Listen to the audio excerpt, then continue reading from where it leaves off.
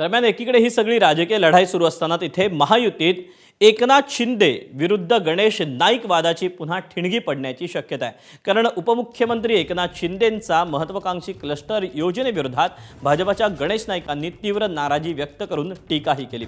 अति धोकादायक नसलेल्या इमारती सुद्धा क्लस्टरच्या योजनेत आणून तोडल्या जात आहेत असा आरोप गणेश नाईकांनी केला। तर गणेश नाईकांच्या नादाला लागला तर त्याला त्याची जागा नीट ठेवू देणार नाही असा इशारा नाईकांनी अप्रत्यक्षपणे एकनाथ शिंदेंना दिला। यावर पुन्हा आता शिवसेना विरुद्ध भाजप संघर्ष होण्याची शक्यता आहे। क्लस्टर डेव्हलपमेंटचा फॅड उभं करण्याचा प्रयत्न चाललेला आहे।